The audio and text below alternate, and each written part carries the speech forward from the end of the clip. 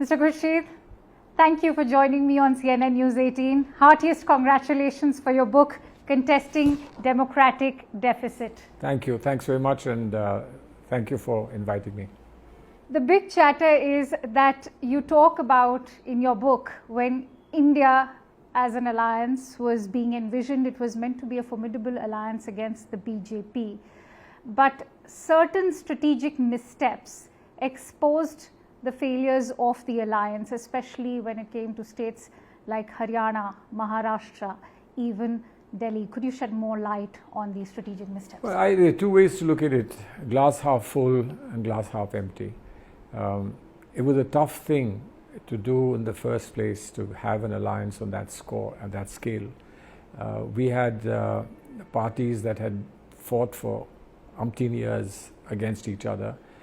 They had clawed space from us in various states, and they obviously were not willing to give it back.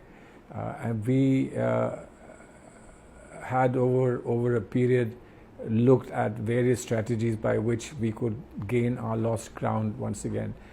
And yet the sense prevailed that unless we gave up this attempt to shake each other out and came together, we wouldn't be able to put up a formidable fight against the BJP, which was fairly entrenched and in many ways much stronger than any one of us in financially and in many other terms.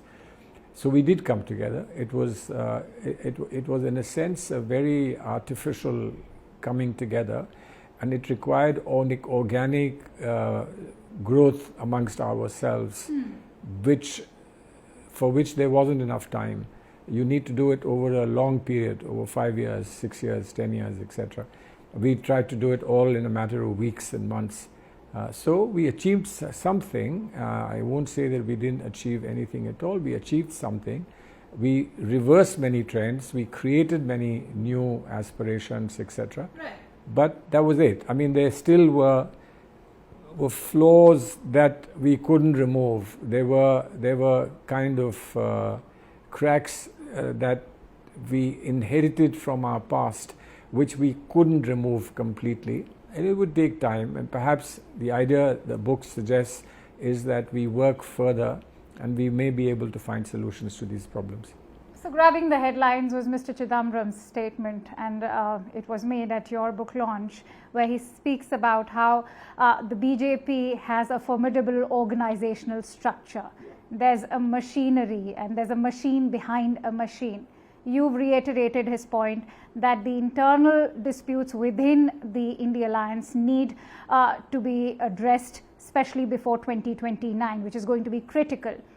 I want to, in fact, ask you that do you agree with what Mr. Chidambaram has said? Well, sound and sage advice of a very, very wise and a very experienced person.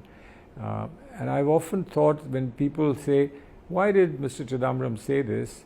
I often thought, do they want us not to tell the truth? So we fool ourselves that everything is well. We don't need to do anything.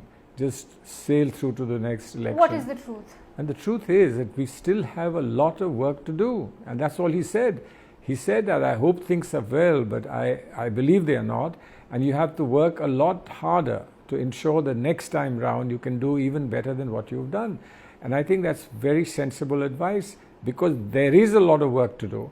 I mean, there was work to do when we first put the alliance together, and there's work to do after the shakeout that has happened. We don't have some of our partners with us in the manner in which we had hoped they would be there. And perhaps you can guide me better, because you were part of the negotiations when the India alliance was being envisioned. So, one would want to ask, what was the thought behind it? And the BJP is now questioning that, since it's the Congress party which is at the helm of affairs when it comes to the entire alliance, so where does the onus lie? Whose responsibility is to ensure? There's no problem. There's no problem about taking responsibility.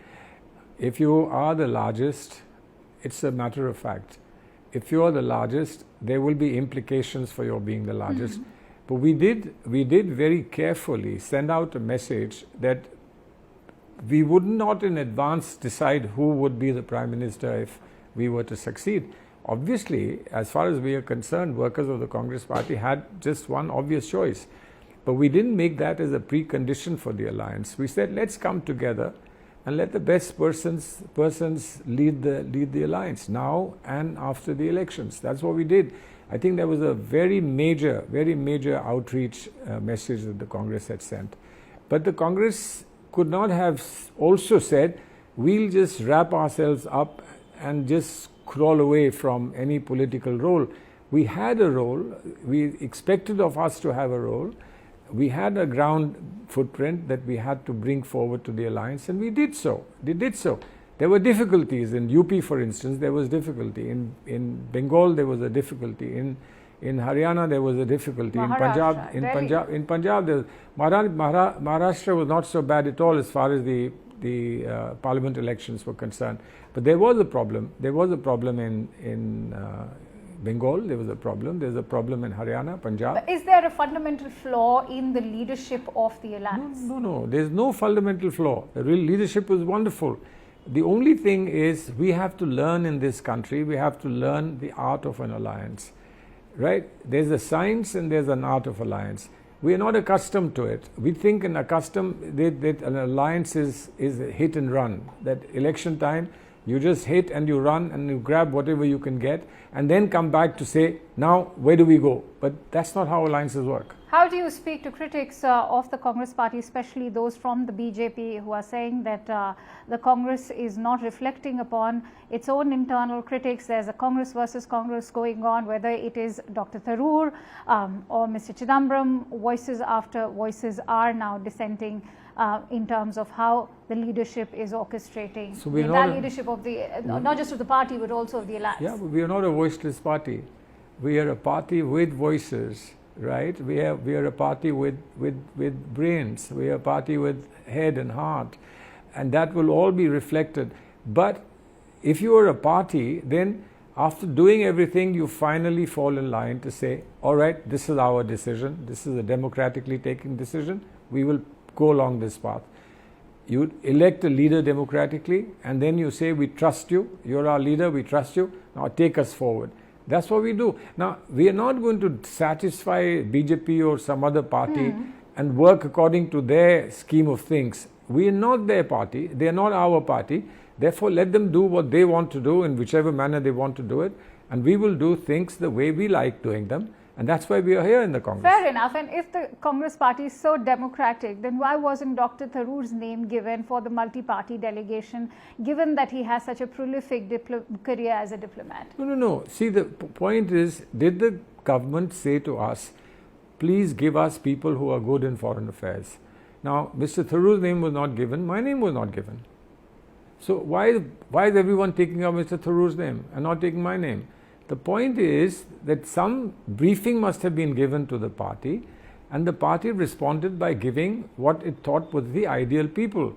The government didn't want those people. Why didn't it want those people? Why does the government have to decide who the party will send? But we drew a line. It's taken for granted that if it's a multi-party diplomatic, delegation, then there has to be names which have a history. And so I was also surprised that your name was not there. No, I was not surprised. I was not surprised because you have to give names according to a briefing that you get.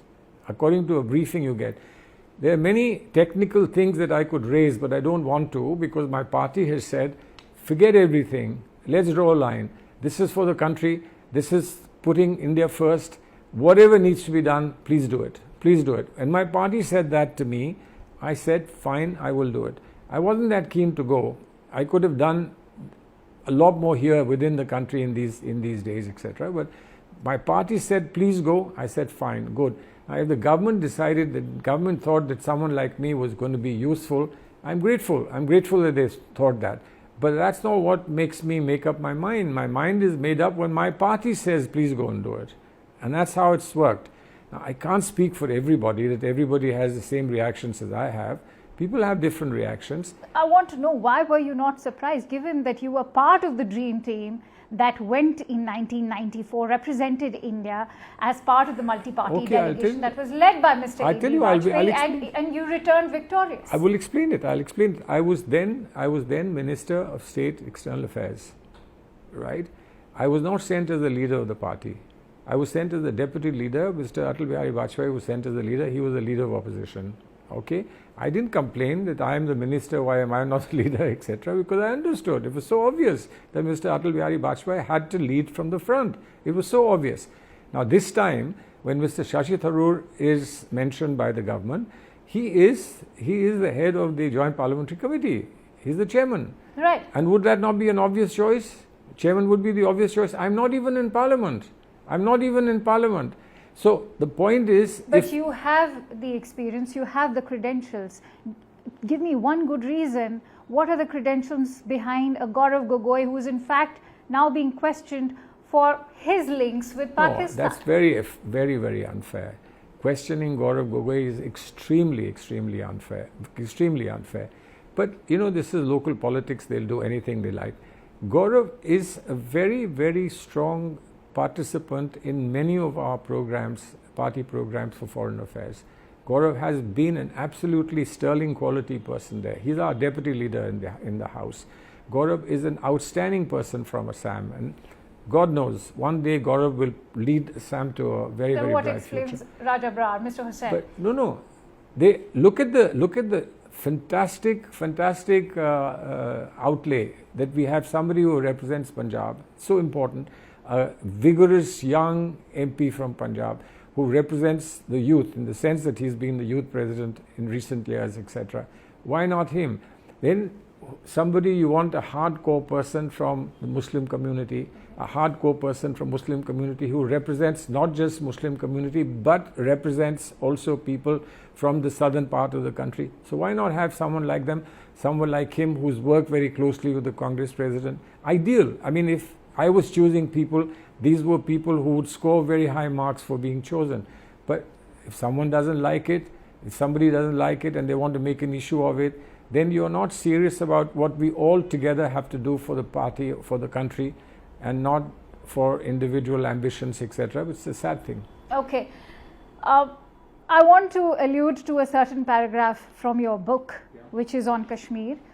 We might have conceded extra space to our coalition partner, but it ensured that Jammu and Kashmir would come out of BJP's grip.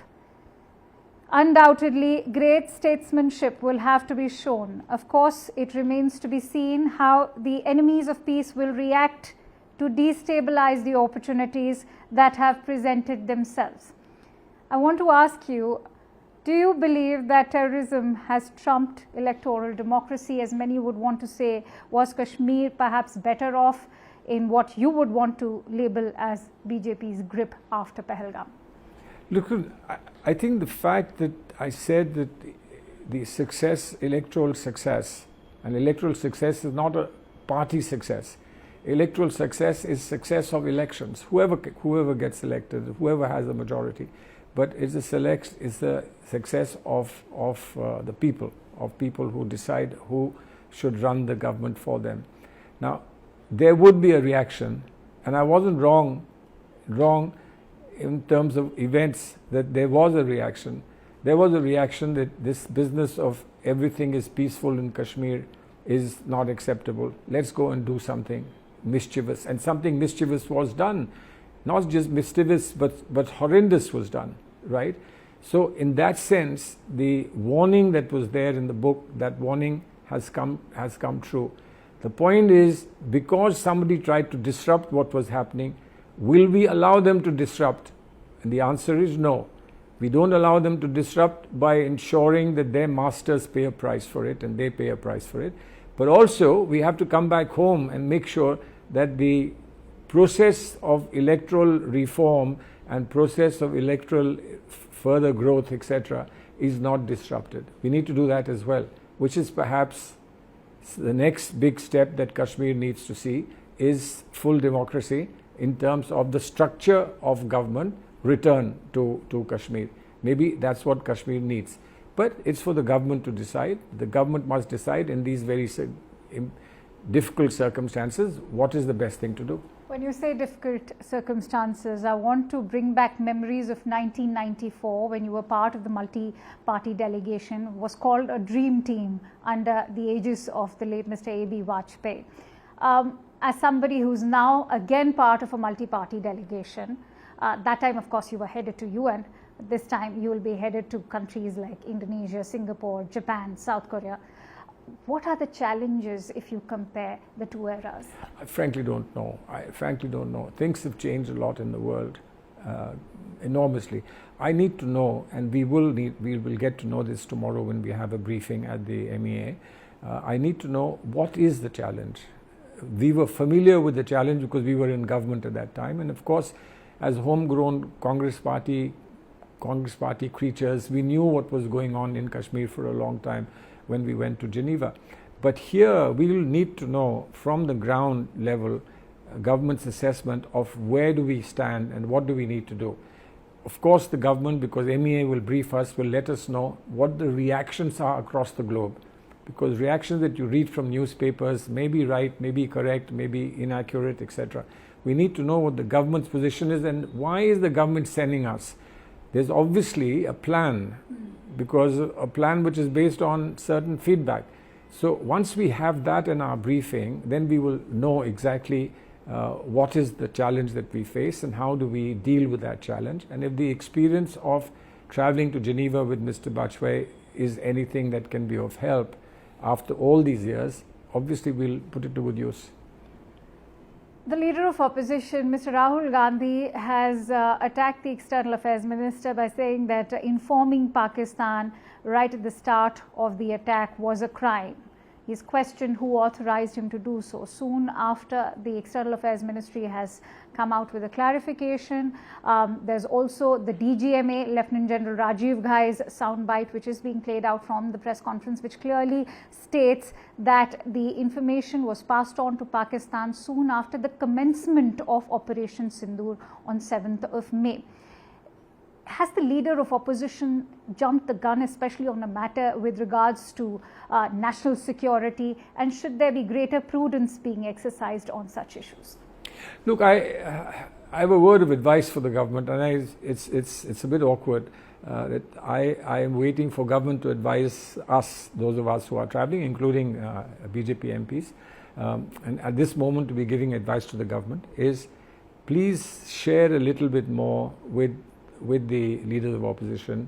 And when I say leader of opposition, the former leader of opposition, that's Mr. Rahul Gandhi, but also other leaders of opposition who represent different parties, who were called for 2 of the all-party meetings that they were called, and now of course this effort to bring people on board to go and speak to the rest of the world, across the world, etc. It's a good thing, but please share what you can share with the leader of opposition so that these questions need not become necessary. Why don't you share more, right? You keep everything under wraps, and then people will turn around and point their fingers at the leader of opposition saying, you're a mute watchman, you didn't even ask any questions, were you not responsible? Aren't you responsible also for what is happening? You are after all part of parliament, etc.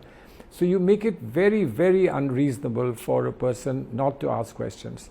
If you can't answer them, please tell the leader of opposition, this is of strategic importance, we'll let you know later, we can't let you know now. They can do that. They've done that in their press briefings. In the press briefing, they didn't tell the world everything. They just said those things that could be shared with the world to show how well we are doing. They could have done the same with the leader of opposition. At a polarized, political point where we are standing right now, where we are seeing that there's divisive politics as well, which is sort of ruling the spotlight as well. You are going and representing the multi-party delegation. Is it challenging for you to incorporate views from your party, also from what the message is being expected out of you to be delivered at the national level? Well, it is. From all the questions that you and your colleagues have been asking me each time I've appeared in front of television, it is challenging. It is challenging because as far as the campaign Sindoor was concerned, our hostility with Pakistan, which was thrust upon us by that horrible terrorist attack in Pahalgam. The escalation also was thrust upon us by Pakistan. Now, on that we were fully with the government, and we said so. Repeatedly we said so. We are fully with the government. But you cannot write out a perpetual agreement saying that we are going to be fully with you all along. We'll never say anything different. So there is a point of time where you have to say, we've been with you and we'll remain with you consistent as far as national security is concerned. No, but the country stood united in 2008 after Mumbai terror attacks. We stood united in 1994 when we were... No. Listen, don't. This is no time for me to bring out things that were not that united. There were press conferences held outside the Taj Hotel where Mr. Modi, then at that time Chief Minister, came and raised questions. And I understand opposition has a difficult task. If you don't ask questions, you are damned. If you ask questions, you are damned. So what is the answer? The answer is share. Quickly share, and then ensure that nothing more can be said. Now you are sharing with me by inviting me to join a group of BJP MPs and other MPs. You are sharing with me an effort that we are making unitedly for the country, right? Doesn't that shut me up for many things? When you ask me the challenge, this is the challenge, that there is at home a difference of opinion will continue at home, muted perhaps, carefully worded perhaps, etc., but they'll continue. The moment we cross our borders and we are in another country, there will be no difference of opinion. We'll have to be on the same page, and we will be on the same page, which all it says is for India and for India alone, which is what we will say. But then I would be asked questions, maybe somebody, my party may ask questions, that you went there to laud the BJP? Is that what you went there for? Is that what they paid you for, etc.? That's the challenge. And I have to tell my party leaders, please understand, you will also see this if this ever is given to you to do, that when you travel across the borders to another country, you are a different person, because there you are speaking the language of the country, not the language of your party. At home, you may fight, but when you are there, you are one. This is what is the challenge, and this is a challenge that has to be understood by everybody, by the Congress party leaders, by the BJP leaders, by the leaders of other political parties, etc. And if you start dissecting everything, then you will get nowhere. You'll just embarrass one group or another group. You have to accept, you can verify if you like, but you have to trust each other. So we go with a spirit of trust and a spirit of camaraderie. My last question, Mr. Khurshid, I just want to ask about what in your viewpoint is India's policy going to be like at a time when the global counter-terrorism efforts are failing? If you look at multilateral forums, especially like UN, when it is to call out the role of terrorism, the IMF bailouts to Pakistan go all the way back to 1958.